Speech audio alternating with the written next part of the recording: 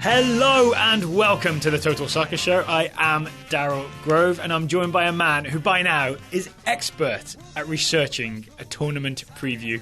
It's Taylor Rockwell. Hello. Hello. I like that you had a lot of caveats in there. He's an expert at researching. Does that mean I know how to read? Is that what you're saying? I mean, that's one of the basic skills. Yeah, that's pretty much it. That's what I got. But we've done all of our Copa America previews and the tournament is underway. Yep. Euro 2016 is coming. June 10th it starts. It is. It's like Game of Thrones. Winter is coming. Summer is coming. Yes. And we have so far previewed Group A, Group B.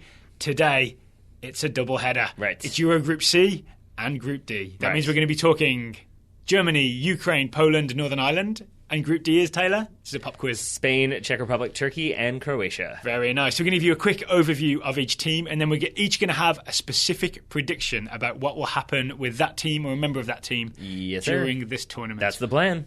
Should we get straight to it? Let's do it. All right, let's start with Group C. The number one seed in Group C is your world champions. It is Germany. They are still coached by Jogi Löw. Still shocking, right? Right, but the veterans have retired. Right, so missing from 2014, you've got Philipp Lahm, internationally retired. Per Mertesacker, who is a constant at centre-back, internationally retired. Miroslav Klose. That's the big one. Is also retired. Right. So it's weirdly a younger squad, right? That those sort of the elder leaders have moved on. And I think the oldest guys on the team are Schweini and Podolski. Yeah, I was going to say 31 Bastian Schweinsteiger retired at the beginning of the club season, and then it looks like came out of retirement for the Euros. Seems like that's what happened, more or less. Harsh. But yeah, he is the captain as well, is Bastian Schweinsteiger. 31, I would have thought older.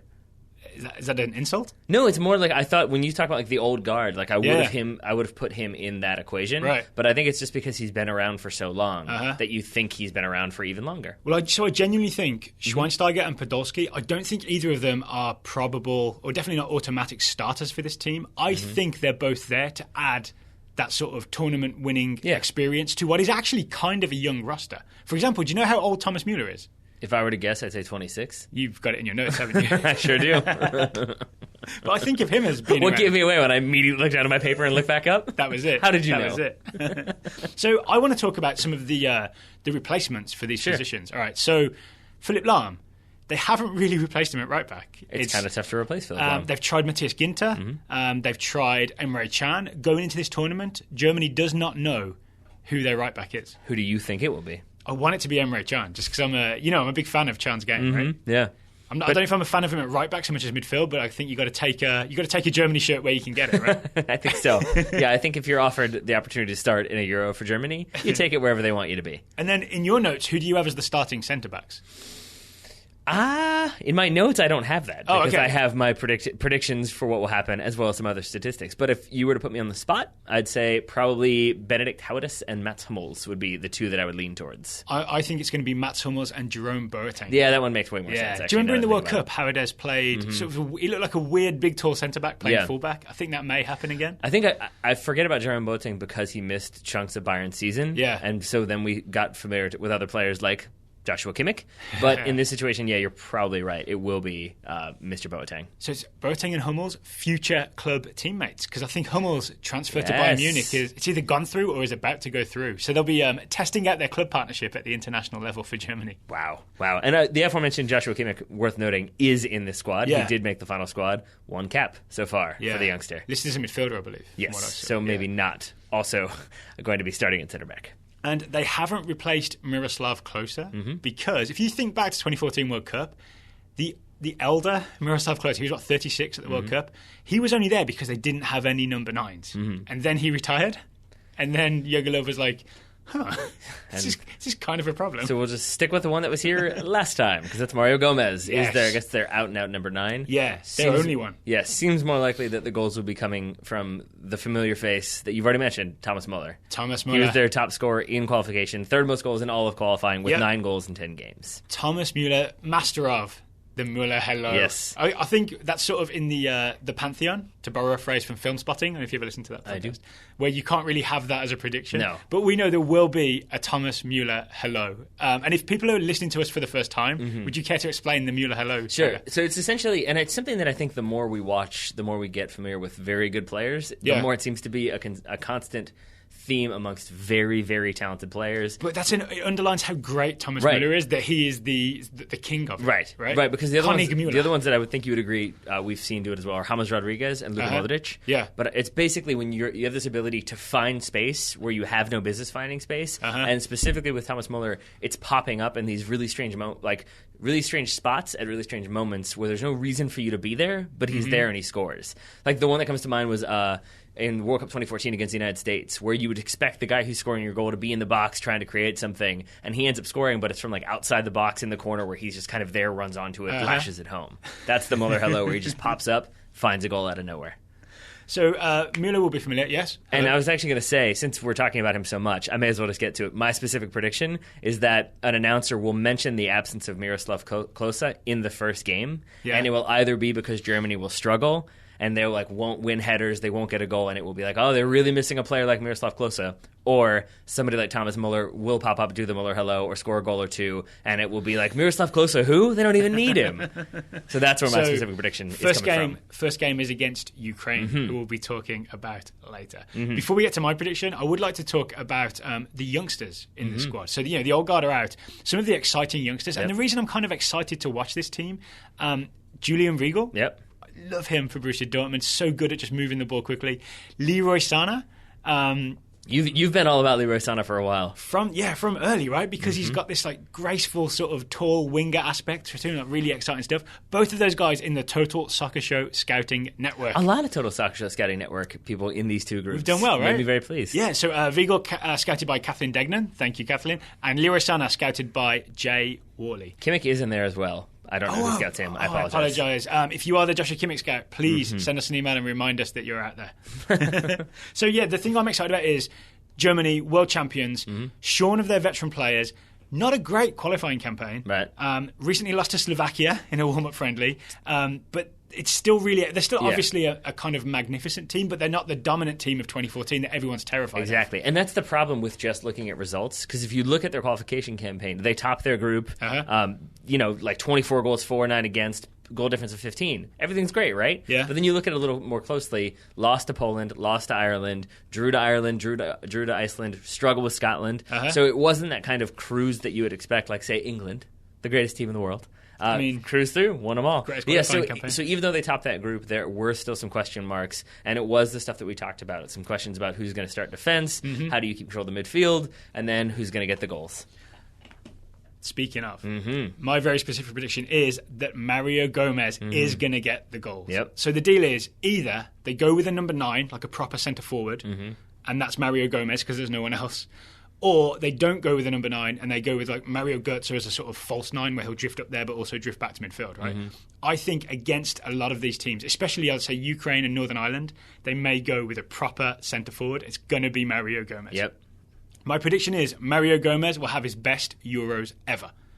Okay. Is that saying much? No. I didn't think so. But it's not saying nothing. All right, here's his progression. Euro 2008, if people watched Mario Gomez, he was a laughingstock because I can't remember who the opposition was, but he literally missed an open goal. He's on the 6, he's in the middle of the box, inside the 6-yard box.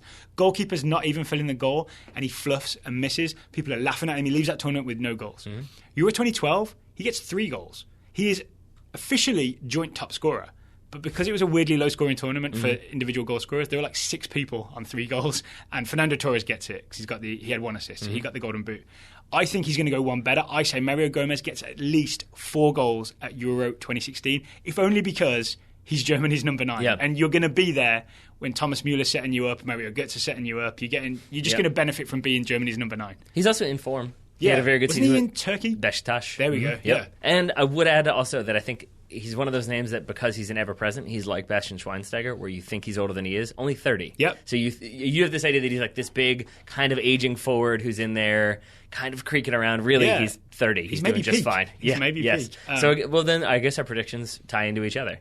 Because then it will maybe Mario Gomez scores and you'll hear, who needs him? Who needs Miroslav Klose? We've got Mario Gomez. One man we haven't mentioned between the sticks will be Manuel Neuer. Emmanuel Neuer, yeah. As always. Who's now 30 years old. I always think of him as young because he was young when he made that move. He's very young for a goalkeeper. Yeah, he's got at least 8 to 10 more years. Yeah, he does. Oh, that's a terrifying He'll be around for a while. Yeah, don't worry about that. So there's Germany. Shall we move on to the next team? Their first opponents are Ukraine. Ukraine, weirdly interesting. I'm going to say. Why weirdly? 'Cause I know it's one of those teams that before you know much about them, you're just like, Ukraine. It's going to be a bunch of players I don't know. But it's actually a bunch of players with some profile. So coached by Mikhailo Fomenko, as I believe how you pronounce that name. They're going to play a 4-2-3-1, and they're going to hit on the counter with some exciting wingers. Yep. How they got here? Third in Group C, but they knocked out Slovenia in the playoffs. So they've got that kind of big game steel, the ice in their veins to get through. And I want to say, I think the big story that I'd heard many times is that this is the first time they've actually qualified for Euros. Obviously, they hosted the Euros. Oh, okay, And then every other time, essentially, they haven't qualified since the fall of the Soviet Union because they were playing as part of the USSR. And it sounds like a lot of the USSR teams of old had a decent contingent of Ukrainians within them. Right. I haven't thought about this. Is there any chance? I haven't looked at the bracket because it's a weird bracket, right? Because the third place teams get in there. Is there any chance that Ukraine plays Russia? I honestly don't know because so many times people were trying to do their tables and their predictions because obviously third place teams are still possibly can go through depending on some things. So it would always be like, I expect them to get out of this group and then they'll play one of like Romania, Turkey, Scotland, Sweden, Germany, Hungary, Finland. Like, wait, what? Hold on. Half those teams aren't even there. How's that going to happen? Yeah, if anyone's done a Euro 2016 bracket, kind of it gets confusing. Yeah, I feel like you've kind of wasted your time because it's not like a what's the basketball tournament called? I've forgotten the name. March Madness. It's not like March Madness where there's an obvious bracket that all leads to the middle. It's all over the place with the third place. Right, teams. because it's the number of teams have changed, so you have to have an increased number of third place teams or any third place teams come through so that you can have an even number bracket in the knockout rounds. There we are. A name you might recognise from Ukraine's squad, Anatoly Timoshuk. Of course. He is of the long blonde hair and defensive midfield. He is 37 years old. He is the captain. But from what I've seen, he is not going to be starting. Watch him start now, said that. Yeah, exactly. He's also a bit of an outlier when it comes to this team. Yeah. Because he is one of the few players that does not play in Ukraine. I think 18 of their 23 play in the Ukrainian Premier League for 4 teams. Similar to the Russian squad. Basically Shakhtar, Dynamo Kiev, Dnipropetrovsk, and Zorya Luhansk. That's more than 78% of their team from 4 teams. So the thing I read is they don't really have any playmakers starting. They essentially have 3 defensive midfielders who will sort of do the legwork in the middle, including Taras Stepanenko. And then the 2 wingers that you really need to keep an eye on. I think if you only know 2 names from this Ukraine team, in my opinion, they are Yevgen Konoplyanka, the Sevilla Konoplyanka. Is that how you pronounce it? I know that because I've got him.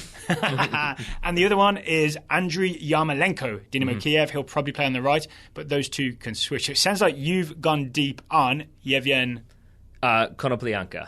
Please tell me about him. I have, because even though Yarmolenko was their top scorer in qualification, I found myself drawn to Konoplyanka because of his creativity. I watched a few different videos of him, and my prediction is that he will have a dribble cross assist. A dribble cross assist? Yes. What is that? Okay. Why the 2 dribbles at the start? As you mentioned, it's going to be a 4-2-3-1. In that attacking 3, it will probably be Konoplyanka, Sidorchuk, and then Yarmolenko. So he'll be on that left-hand side. And what I saw pretty consistently was him getting the ball. He'd dribble at the defense, basically like a little bit past the opponent's 18. Then he'd cut back across the top corner of the 18 and play the ball into the back post. Even if it didn't come off, he did it a lot. It seemed to be his preferred because it was a way to kind of get separation, and he'd do like a touch, or like inside, outside sort of maneuver to create separation and then play that ball. And I think that's something that he's going to be doing in this tournament. I think he's going to be trying to find the heads of his teammates by spreading the field, crossing inside. So I'm saying Yevgen Konoplyanka will have a dribble cross assist. Well, I'm predicting that Andriy Yarmolenko, the other winger, who plays for Dynamo Kiev, will have a post-match big conciliatory hug with Taras Stepanenko. Ah, yes. Do you know this story? Yes. I saw a tweet about this. We did get a tweet as a prediction that they would hug or make up. Yeah. So Yarmolenko plays for Dynamo Kiev. Stepanenko plays for Shakhtar Donetsk. In early May, maybe May 1st, there's a big Ukrainian league game between Kiev and Donetsk. Yep. There's a bit of a brawl. There's a bit of a fight. It ends with Stepanenko is sort of jogging away from the fight. Yarmolenko just kicks at him. Kicks at his legs from behind and just absolutely hacks him down. And then the brawl kicks off again, right? After the match, Stepanenko says, our friendship is finished. It is over. We are no longer friends. But they still play together for the national, or they still have to play together for the national team, Euro 2016. So this photo thing is staged where they have to meet and shake hands and say, yeah, it's all good, it's all behind. But it felt, according to some reports I've read, it felt kind of forced, as any televised handshake from a guy who kicked a guy is going to feel, right? But what I think is when you get to a tournament, you really do get bonded back together. And I think after either a hard-fought draw against Germany, a late equaliser against Poland, or a late winner against Northern Ireland, Yarmolenko and Stepanenko will be so thrilled with the result that they will hug. All right. And it will be televised. So you're going to say a televised hug between the two. Televised hug. Or I'll also settle for reports of a hug. Okay. If the camera doesn't catch it, there will at least be a newspaper report. Now, does it count if somebody scores and then like 8 players are hugging at once? Does it have to be that sort of like the two of them clearly making It's got to be contact. It can't Okay. be a transitive hug. Okay. It's got to be a direct contact hug. All right. One final point on Ukraine before we move on. I mentioned there's a lot of sort of defensive midfielders. They do have one creative attacking midfielder in the squad, and he is in the Total Soccer Show scouting network. It is Viktor Kovalenko, scouted by Jason Fleischer. Kovalenko was the top scorer at the U20 World Cup in 2015. So fingers crossed that we see Kovalenko come off the bench. Let's hope so. Speaking of the Total Soccer Show Scouting Network, there's another one in the next team we're going to discuss, which is Poland. Yeah, Poland, coached by Adam Nowalka. I want to talk about Adam Nowalka. Okay. Did you or anyone you know live in the Yonkers area in the mid-80s? Nope. So Adam Nowalka, the Polish coach, moved over here in the 80s and played for the Polish-American Eagles in 1985. It was a semi-pro team. So he also did some handyman work. So if you or your family had a Polish guy trim your trees in the Yonkers area in the mid-80s, there's a very good chance it was the Polish coach. Weird. He was over here basically fleeing communism. Yeah. He moved back to Poland after the war came down, finished his career there, coached a lot of Polish clubs. Now he's the Polish national team coach. Right, and I think Croatia's coach is a former TV repairman. Is So that we've got right? a lot of handyman going Yeah. on in this Good stuff. Euro preview. Yeah, And I especially love Nowalka because in the age of 4-2-3-1, he has Robert Lewandowski, and he has decided the best way to get the most out of Robert Lewandowski, maybe the best striker in the world, is to play a 4-4-2 Yep. and give Lewandowski a strike partner. Yep. And that strike partner's name is Arkadiusz Milik. Arkadiusz Yes. Milik, scouted by Natalia Trzynski for the Total Soccer Show. Tell us all about Milik, please, Tony. Well, I'll tell you about those two gentlemen you just mentioned. Yeah. Robert Lewandowski, the top scorer in Euro qualification, Yeah. 13 goals. Arkadiusz Milik, up there, I think like the joint fourth. Yeah. I mean, there's a Like lot of 6 people in goals or between. so, right? Yeah. So I think that they're going to have a big tournament because Both of them? I think Poland is going to have a big tournament. Okay. Scored 33 goals in qualifying. I think that's the most. It's certainly more than Germany. They had 10 more goals than Germany did. Here's how I think of Lewandowski. Tell me a thing that strikers are supposed to do that he can't do, and I will give you $1 million.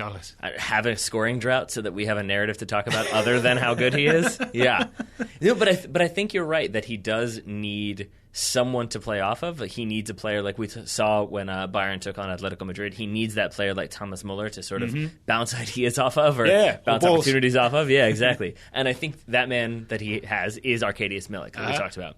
And I think it will be a big tournament for Milik as well. He's had 2 very strong seasons with Ajax. Think he's due for a move, and I think because of his performances in this tournament, I've got to get at least one move in every single preview we do. I'm saying it here. Arkadiusz Milik will be playing in the Premier League next season. That's your prediction? Yes. So he's linked with Leicester, Arsenal, Liverpool, and Everton right now. Wow. Also a few other clubs such as Roma. But I think he'll get that big money move because it seems like when you perform really well for a club like Ajax, you draw the attention of Premier League clubs. Yeah. I think there's just a weird historical connection where people are like, ooh, he's doing big things for Ajax. I mean, Luis Suarez, Right. Zlatan Ibrahimovic, that's the pedigree of guys who have done that. But if that move, Ronald Koeman to Everton, works out, then you've got the Dutch connection. Yeah. Because, even though I think Koeman was, Feyenoord, maybe? Yeah. So maybe not so much the Dutch connection, since he maybe doesn't like Ajax so Maybe much. PSV, and I now can't remember. Someone's going to correct us on that. I'm sure Koeman maybe was both. not playing for Ajax. Regardless, I think we'll see Milik on the move this summer, in no small part because of his performances in this tournament. And I think it's also because Ajax, because they don't go deep in the Champions League anymore, they don't get that much sort of attention. Euro 2016 is going to get attention. Arkadiusz Milik's going to get some goals. Agreed. Even if people are distracted by Lewandowski, then suddenly Milik's like, oh, okay, put this on my magic wand of a left foot and I will score for you. But that's even more so because we've seen that at times, and maybe that's a vestige of a bygone era, but remember when Yaya Toure first went to Man City? Yeah. And there were the pundits who were like, who's this guy? He's never done anything. It's like, you mean aside from winning the Champions League with Barcelona? Are you kidding me? But I wonder if some of that still exists as well, where it will be like, Robert Lewandowski is going to be the big man. Who's this kid? Yeah. He's scored 2 goals. Who's this guy? I want that guy. Yeah. So my prediction is all about where Lewandowski's goals will come from. Because I think we all agree he's going to score. It's like a given, right? That he's going to score goals at this tournament. I'm saying the majority of his goals will be serviced from the right-hand side. Okay. So Poland's right side of attack is Lukas Piszczek at right back. He is the Borussia Dortmund fullback who gets forward. And then the winger is Kuba Błaszczykowski, the former Dortmund winger. I think he's on loan at Fiorentina, maybe. I forget. I think it's Fiorentina. Okay. Both of those guys will be delivering balls from the right, ready for Lewandowski to bury. So that's my prediction. Most of his goals will come from the right.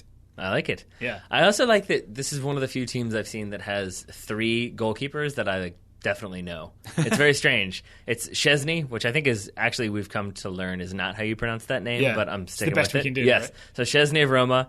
Then you've got Artur Boric. Everyone loves them some Artur Boric. And then you've got... I've heard he sends he writes angry blog posts. Yes, but he loves corn, according to Dirty Tackle. And Lukas Fabianski as well. They're 3 goalkeepers. Yeah. So proven veteran presence back there. One worry for Poland is CROATIA. Do you remember him? Plays for Sevilla. He's the guy. Krzyżowiak. Yeah. Krzyżowiak, sorry. He's the guy that had the very obvious, like the so unorthodox but so obvious handball against Liverpool in the Europa League final for Sevilla.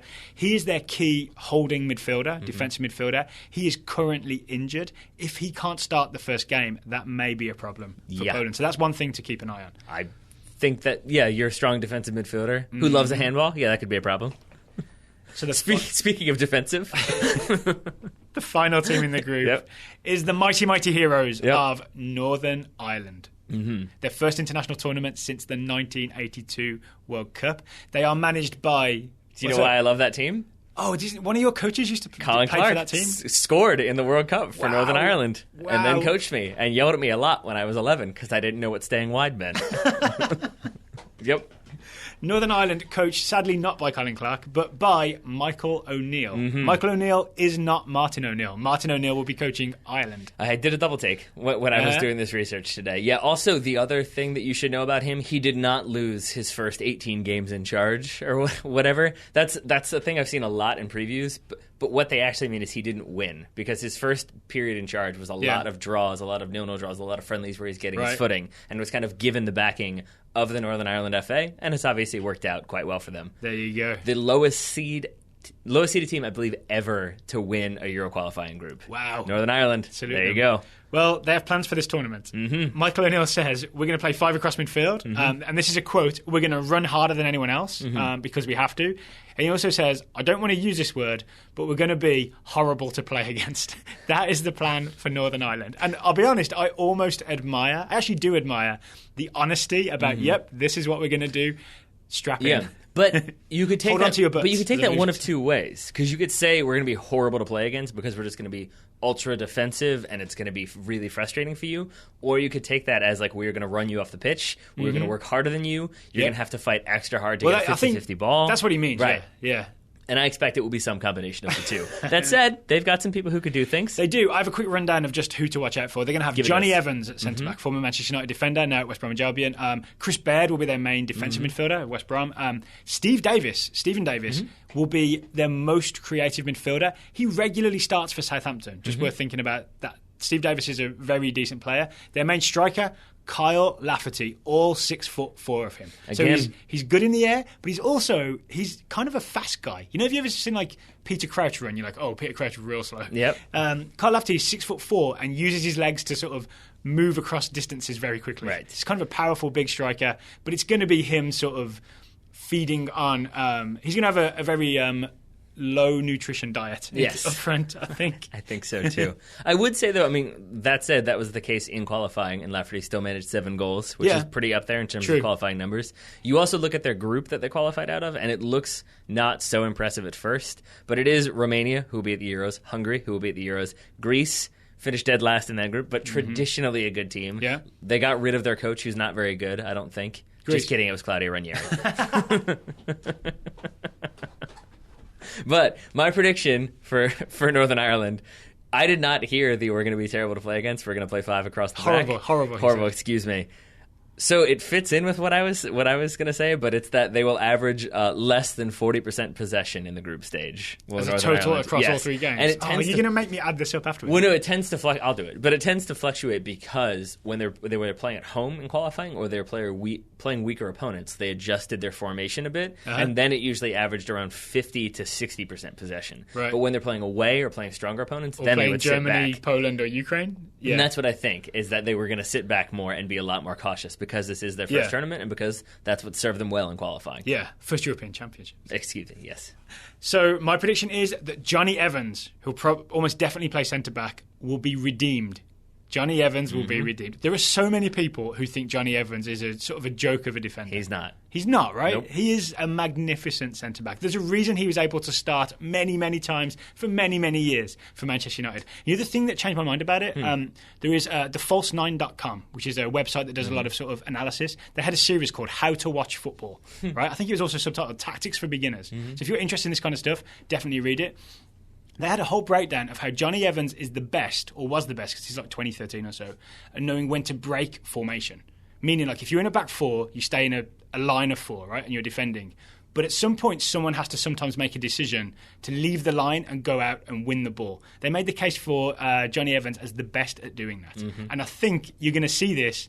I mean, okay, so you get it wrong sometimes, right? Yeah. So that's why... Oh, in case you're wondering, listeners, it's because I just winced and made a face at Daryl. No, Jonny Evans has high-profile mistakes because he leaves the back four, and sometimes it goes wrong because there's a big hole where he was. But so Jonny Evans is, as we've always said, the Northern Ireland version of Sergio Ramos? Pretty much, yeah. Yes, that is how it is. Yeah. But I think you'll see him doing a lot of sort of very... high profile is the wrong word, very attention-grabbing defending. So you see a lot of Jonny Evans blocks, a lot of Jonny Evans tackles and clearances. And then high-fiving his brother, who's also in the squad. Is he really? Jonny Evans and Corey Evans. Is that right? Both have been there. I didn't know that. Yes, Who does Corey Evans play for? Not Manchester United, just like Jonny Evans. They're both Manchester United Academy products. They've both gone on to greener pastures. Blackburn is who I'm going to say for Corey Evans. Jonny Evans plays for West Brom. One thing about Northern Ireland, they are missing their first choice left back. It was going to be Chris Brunt. It had always been Chris Brunt, and then he got a ligament injury. They still do not know who's going to play left back. If you're looking at a weakness for Northern Ireland, that's where it's going to be. I really don't mean to put you on the spot because you may not know. Do you know where Paddy McNair fits into this team?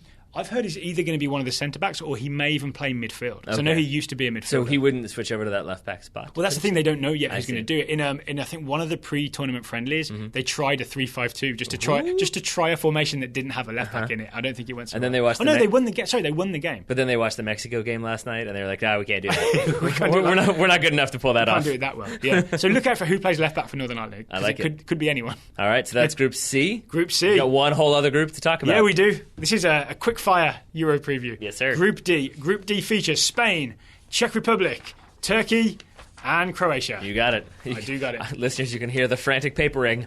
That's how I'm going to refer to that. Almost none of them fell off the desk. So let's start with Spain. Spain still coached by Vincent Del Bosque, which I was always surprised after the horrible World Cup they had in 2014. Right. So this is kind of he's done a few things, has Vicente Del Bosque, to cement his tenure there. I think, aside from one bad tournament. Oh yeah, I know. But usually one bad World Cup after a period of success, you're like, okay, this one didn't work out. I already won, tournaments. I won the World Cup. I'm just going to walk away, right? Yep. So Del Bosque, this is the chance to redeem, right? It's the chance for Spain to prove that once again they are one of the world powers, and it's a chance for Del Bosque to maybe get himself back on top in terms of getting rid of that World Cup. I would also make the argument that this could also be a situation, and it suits my prediction, so maybe that's why it fits in, that maybe that loss in the World Cup has allowed Del Bosque to kind of trust his... Specifically that loss to the Netherlands where they were torn apart. Yeah, right? But maybe it also helps him trust his gut a little bit more and be like, you know what, I'm going to go with what actually fits my system, which is why you don't have Diego Costa, you don't have Fernando Torres in the squad. You also don't have Xavi or Xabi Alonso, both retired from international football. Right. That's why this is a very different looking team. It is. Which fits, actually, if you want to get into it, my prediction. Yeah, go for it. Which is that a player that I didn't know about before writing this preview will score in Spain's first game. Give me, what are your options now? La Liga fans, I know you're probably very frustrated by that prediction, but I'm not claiming to be a La Liga expert. But I've watched some highlights of Spain recently. I've been looking at this team, and basically that that's in reference to Nolito, who's a 29-year-old playing for Celta Vigo. And that is for... I kept seeing his name on Twitter. I genuinely did. And people were like, whoa, Nolito did something amazing again. He's quite good. Yeah, and then, I'd catch highlights, but I've never watched a whole game. There we go. Aritz Aduriz is a 35-year-old for Athletic Bilbao. Yeah, right. That's a very Basque name, isn't it? Yeah. Those two essentially have been experimented with playing up top, and then Nolito has also been played on the left wing. All right. And I do think that it will probably be Alvaro Morata. That's who I would have expected, but top. Mainly because that's the guy I'm most familiar with. Exactly. So this is part of what you're saying, right? But it might be that Aduriz is the substitute for Morata if things don't go right, if Spain are chasing a goal, and then it could be that Nolito starts on the left wing or comes on as a substitute. But regardless, I think both of them are in good form for Spain, have scored recently for Spain in friendlies. I could see them continuing that form in this tournament. So even with the absence of Xabi Alonso and Xavi, who, they're gone, there are still all kinds of midfield talent, right? Sergio Busquets will still be there, holding it down, playing short passes. Name more. All right, you've got Thiago Alcantara, one of my favourite players. I'm not satisfied more. You've got Koke of Atletico Madrid. I'm getting satisfied now. Yeah, right? Some magic passing from Koke. Yeah. You've got David Silva. He's pretty good. Running up top. You've still got Andres Iniesta, who's 32 years old, but if you've seen him for Barcelona this past season, I want to say he looks as good as ever. Yep. Right? It's pretty good. Is that a big shout? I mean, for the midfielder who started the majority of games for the La Liga champions, I'd say no. Yeah. That's a good shout. I think I also just said the league champions, but such is life. Also, Cesc Fabregas. Cesc Fabregas will be there. Sometimes there's even like I hate saying it, but a false nine type thing. They may do that with him. We made it all. How far into recording are we right now? Well, I also referenced the false9.com earlier, so I kind of had to say it there. And I think I said it about Mario Götze as well. Yeah, you might have. So they also have Cesc Fabregas. The big question for me is who starts in goal. And it seems like it's an obvious answer. It really does, because all the speculation about him, all of his performances for Manchester United, you assume it's David De Gea. But you've made me suddenly, because you were like, who do you think's going to start for them? And I was like, oh, it's De Gea. What are you talking about? Yep. And then all of a sudden, now you got me wondering. So De Gea has 8 caps for Spain. Iker Casillas is in the squad. Iker Casillas is the captain. Iker Casillas has started the majority of recent games. Yeah. Yeah. Yeah. That's a bad idea. Yeah. I mean, it's not like he's suddenly horrible, right? But we learned at the 2014 World Cup that maybe his best days are behind him. He's currently playing for Porto. Oh, he's had some blunders for Porto. Has he really? Yes. Yes. So here's my prediction. What you got? David De Gea will replace Iker Casillas at some point during the tournament. He will win the starting job during the tournament. So you're not just predicting that Iker Casillas will start. You're predicting that he will start, it will not go well, and David De Gea will then come in and deputize. I am, but I would make an argument for the point if De Gea just starts the tournament. Because it would mean that... I'm not giving you that point. That is no way happening. Nice try, though. Okay, then under duress, I will predict that Iker Casillas starts the tournament in goal. David De Gea makes the team of the tournament. You know that I'm married to a soon-to-be lawyer, right? Yeah, I do. I've upped my arguing game. You got to be prepared for these things. I shouldn't have come into this show without representation. Obviously. It seems. I also liked you had a joke prediction, I think, as we were just talking, that like Juan Fran would be happy. Yes. So Juan Fran obviously missed the penalty kick in the Champions League final. He hit the post for Atletico Madrid. So you would expect everybody to be down on him, right? Atletico fans. Instead, Atletico fans went out in droves and bought Juan Fran jerseys as a symbol of support. And it is one of the most beautiful soccer things I've ever heard in terms of fans supporting a player who has sort of let them down. Like his penalty was, the thing that stopped them winning the Champions League. Right. And yet they've supported him. So I think he's going to go into this tournament with some emotional uplift. I like that. I mean, he'll still look like he's never ever slept a day in his life, but he will. I'm not sure he has. Is that possible? But he will feel good. He's got. Was it Christian Bale in The Machinist, who hasn't slept for a year? That's kind of how they look. Yeah. And while we're talking about Spain's defence, worth mentioning, their defence will be probably Juan Fran at right back, central defence of Ramos and Piqué, and left back Alba. It's like a greatest hits of Atletico Madrid, Barcelona, and Real Madrid across that back four. Yeah, that checks out. Yeah. That sounds good to me. So Spain, really interested to see what happens with Spain. Even if they're terrible, it'll be exciting to watch. There we are. Next up, their first opponent. It is the Czech Republic. Also soon to be known as Czechia. Have you been following this story? No. What? So, Czech Republic... Is it named after Petr Cech? No. The Republic of Petr Czechia? It's not. But it's not spelled that way either because there's a Z in there still. So the politicians in the Czech Republic have sort of made a motion to change the name, to just full-on call it Czechia. like land of Czechs. Mm-hmm. Right, yeah. So this may be the last tournament that we're calling them the Czech Republic. They're doing another name change? Yeah. All right. Well, the original name change was because right, they split. Czech Republic Yeah, I know. Right. All right. So Czechia? Czechia. Not yet, but maybe start getting used to it. All right. So, don't throw it out quite yet, but just be prepared. Yeah. Gotcha. All so right. The Czech Republic, for the final time, will be coached by Pavel Vrba. Here's what you need to know about Pavel Vrba. He loves him an attacking fullback. So he has selected a team that has right backs and left backs, 2 of each. All they want to do is get forward. He's deliberately selected them that way. I don't know who's going to start. It's going to be either Kaderabek or Selesi on the right. It's going to be Limberski or Pudil on the left. But whoever it is, they will be getting forward, and that is a recipe for fun, one way or the other. Looking at this roster, this is a very non sequitur. The Writers of Star Trek, that's just the laziest name ever, right? Pavel Chekhov. They really weren't trying that hard. They really... You guys, you could have done so much more. That's all I'm saying. It's a long time ago. It was good for the time. This is true. So yeah, regarding Czech Republic, they will probably need to get forward often because they get scored on often. Mm-hmm. They conceded the most goals. I think those things may be related, though. I agree. They conceded the most goals in all of Euro qualifying, which is not a great thing to have.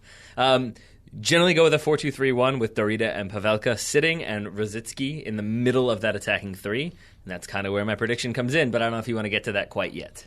I want to talk about Thomas Rosicki. Let's do it. I want to tell you about a preview I read that called Thomas Rosicki. I think it was the Guardian preview. Mm-hmm. They said, he's the captain, he's the top talent, and he's also the deepest wrinkle on manager Pavel Vrba's forehead.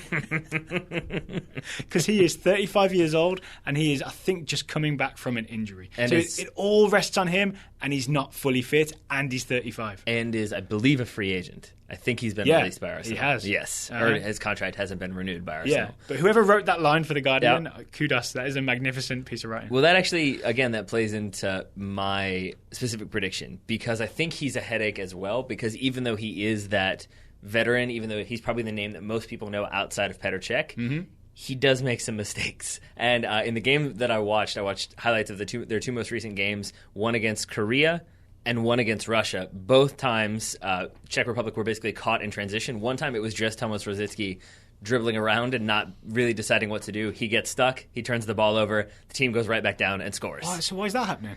I think it's basically because he's dropping very deep to pick that ball up because he's in that attacking 3. Yeah. And he's coming all the way back into kind of where Michael Bradley is to pick the ball up. Right. So I think maybe whatever tactical plan the Czechs had, it seems like it's not working and it's requiring attacking players to come deeper to get the ball. But then when he's turning, he's got nobody there essentially because he's come well out of position. So where he should be is where he is, or where he should be is where he's looking to pass, but no one's there essentially. I see. So then essentially they keep getting caught in transition, and I think that's going to happen in this tournament. So I have that Czech Republic will concede a goal within 30 seconds of turning the ball over. So it'll be specifically from Rosicki? No, not necessarily. I will if you want me to. I mean, I don't have my lawyer with me, but sure, why not? Why not? So the opposite of Thomas Rosicki is a gentleman named Vladimir Dorida. Vladimir Dorida plays in the Bundesliga for Hertha Berlin. He's a teammate of John Brooks, US centre-back. He averages, have you read the stat?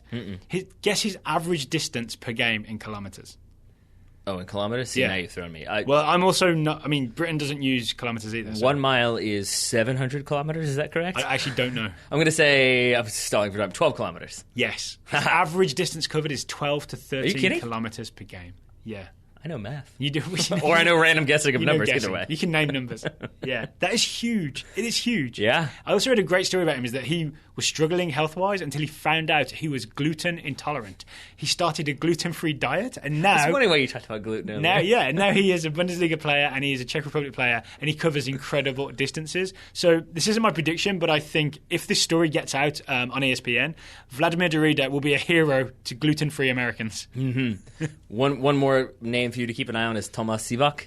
Yes, playing in defense, centre back, playing in defense. Yeah, I know him from his time in Turkey. I believe he is still in Turkey, but not for. I think for Bursaspor maybe. Yeah. But he's a big, strong defender. He's going to knock people off balls. So expect him to win a fair few aerial challenges. I remember him being a bit of a crusher. Yeah, right. Yeah, he'll be all right. He'll be all right. So my actual prediction ties into something you were saying earlier.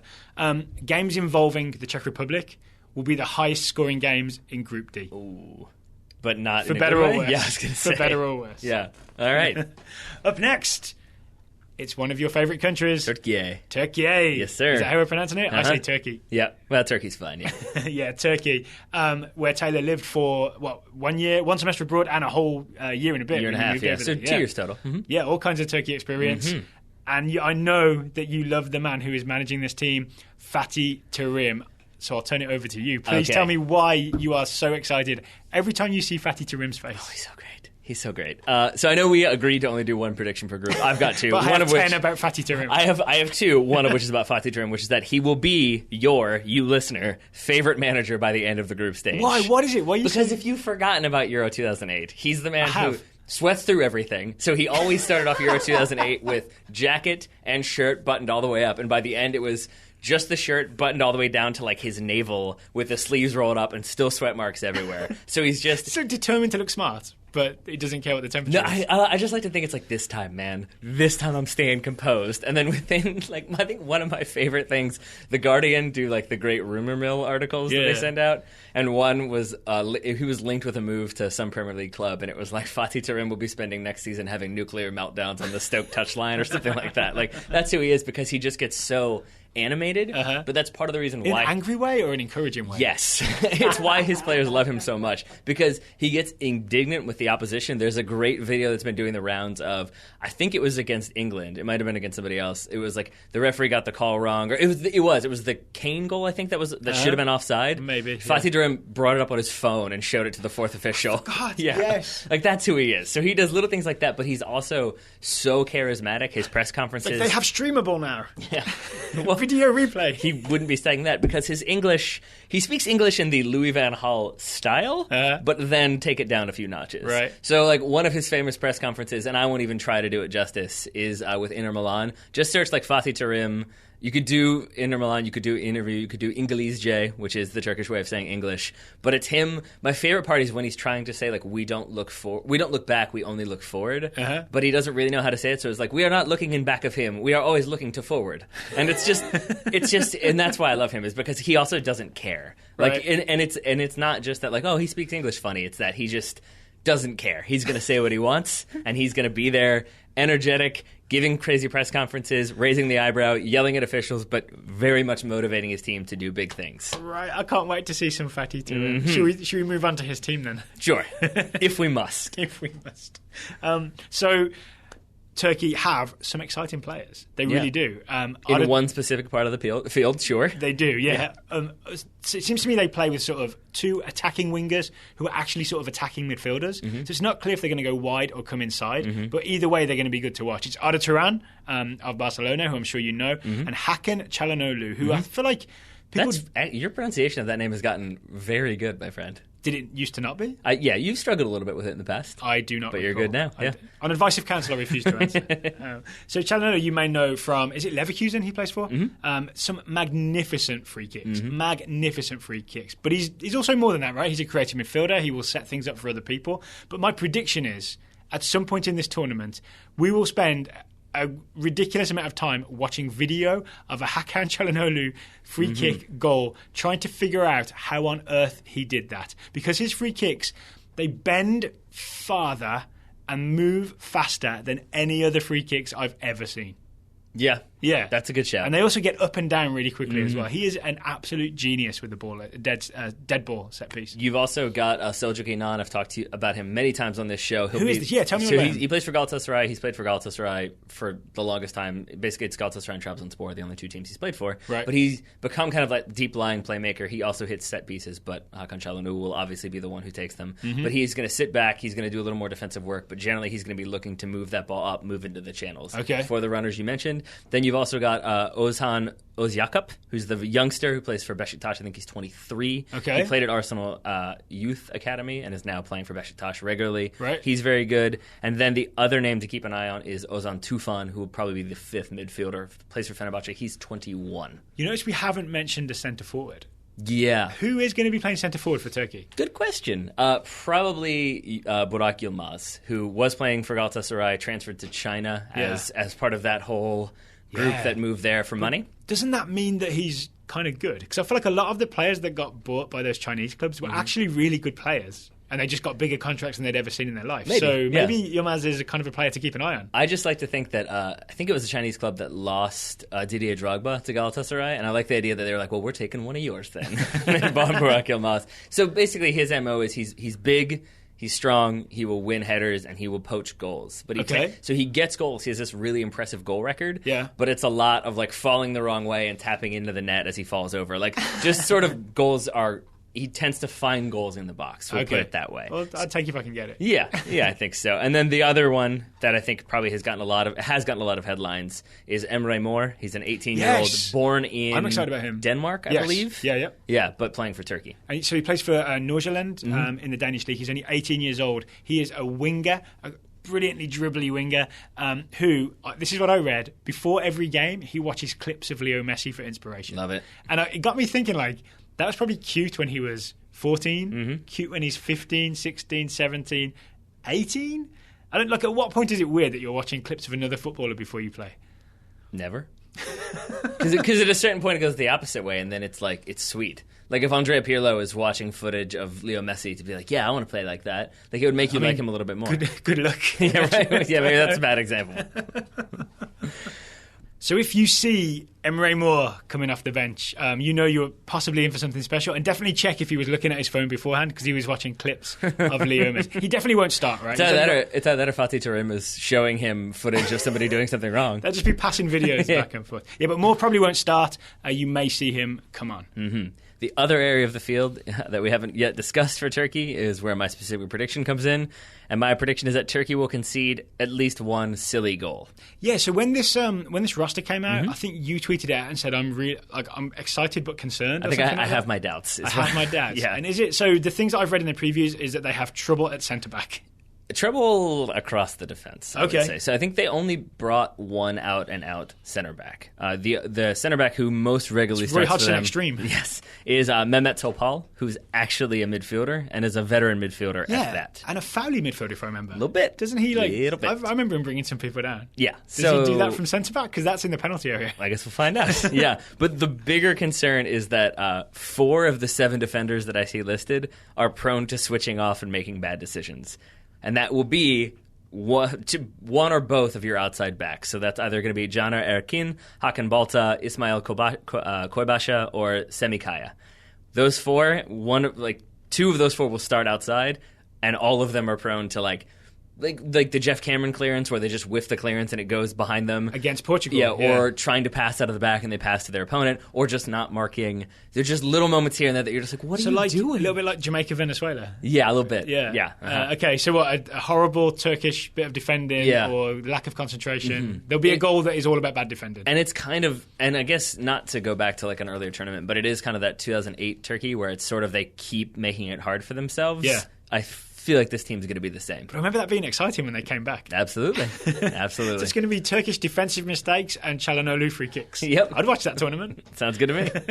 The final team in Group D and Turkey's first opponent is Hrvatska, Croatia. Mm-hmm. Croatia, managed by Ante Čakić. I think CZECH is what we're going with. It's CACIC. But it's got like the little V's above the C's, and then it's got like the little hook at the end for the last C, so I'm going to go with CZECH. CZECH, okay, managed by Ante Čakić. Mm-hmm. Players you may recognise include Luka Modric of Real Madrid. I'm familiar with him. And Ivan Rakitic of Barcelona. I'm familiar with him. The interesting thing to me about Croatia, from all the previews I've read, is they do not have a defensive midfielder. Right. So there is no Casemiro to the Modric at Real Madrid, who protects him.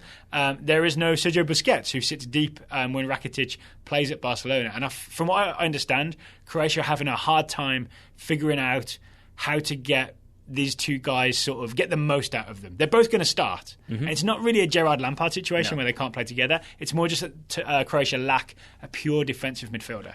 But too many technical footballers, right? They just need someone to knock someone over.